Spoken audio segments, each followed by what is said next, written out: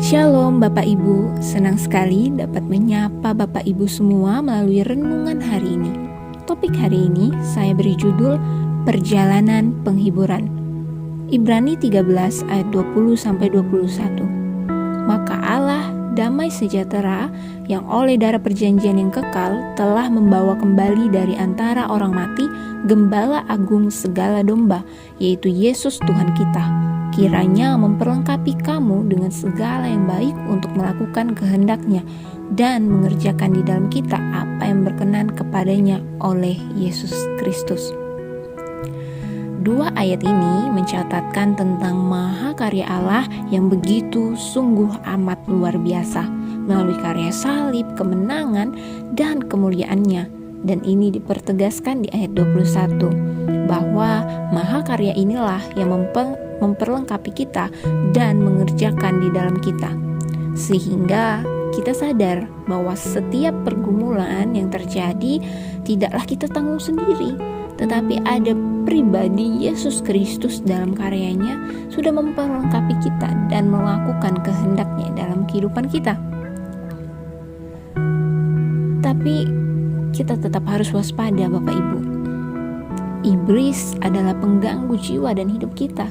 Iblis tidak akan pernah berhenti untuk mencobai kita dalam hal ketakutan akan masa depan setiap kita. Apa yang akan terjadi dalam hidup kita jika pandemi di dunia ini tidaklah kunjung berakhir?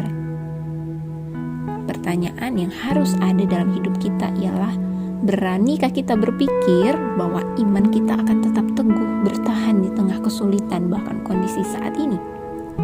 Atau akankah iman kita memudar karena melihat atau merasakan kesusahan, tekanan yang terus datang silih berganti?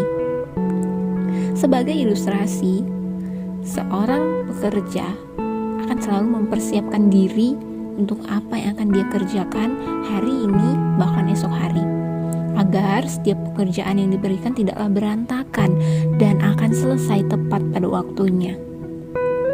Dan sebagai seorang pekerja, ada waktu di mana kita harus mengambil istirahat agar mengembalikan kekuatan kita yang sudah hilang atau sudah lelah, sehingga waktu kita melakukan pekerjaan kita di esok harinya, kita akan bersemangat dan kita akan menyelesaikannya dengan baik.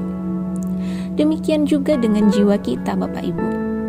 Jika tubuh saja butuh istirahat, maka jiwa kita pun perlu beristirahat dalam hadirat-Nya Tuhan. Agar apa? Agar mengembalikan mahakarya yang Yesus sudah buat dalam kehidupan kita. Saat jiwa kita beristirahat dalam hadirat-Nya, disitulah kita mengingat kembali kuasa-Nya yang sudah Ia lakukan dalam kehidupan kita. Ada 3 tips sederhana yang dapat mengembalikan kekuatan jiwa kita, menghiburkan kita di masa saat ini atau saat kesulitan terjadi dalam kehidupan kita. Yang pertama, segala yang terjadi dalam hidup kita adalah hasil providensi Allah. Burung saja Tuhan pelihara, bukan? Apalagi kita ciptaannya yang sempurna, biji mata Tuhan katanya. Pastilah kita juga mendapatkan pemeliharaan yang sama, diperlengkapi dengan baik oleh Tuhan. Dan yang kedua, Allah itu sudah berjanji dan janjinya tidak pernah putus. Anugerah Allah sudah digenapi dalam pribadi Yesus. Anugerah yang sudah diberikan dalam kita dan kita sudah menerimanya, itu akan membuat kita paham atau memahami bahwa Tuhan selalu menyertai perjalanan hidup kita. Dengan memahami anugerah tersebut, kita akan terus semakin dekat dan bukan jauh bahkan kecewa kepada Dia. Dengan menyadari anugerah, itu akan membawa dan mengarahkan kita untuk terus bersekutu semakin dekat intim kepada Dia. Yang ketiga, Allah di dalam hikmat-Nya selalu memberikan jalan keluar. Mungkin jawaban Tuhan bagi saya atau bagi Bapak Ibu tidaklah selalu sama waktu bahkan bentuknya, tetapi kita harus paham bahwa Allah bukanlah seorang yang ingkar janji. Justru Dia akan terus mendorong hati kita untuk terus bergantung penuh dan total pada janji serta firman-Nya sampai apa yang kita doakan itu tergenapi.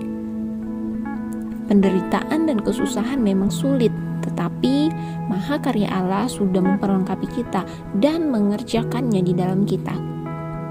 Disitulah penghiburan perjalanan hidup kita.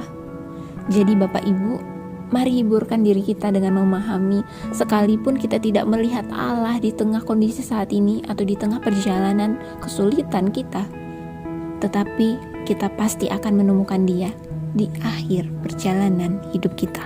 Tuhan Yesus memberkati.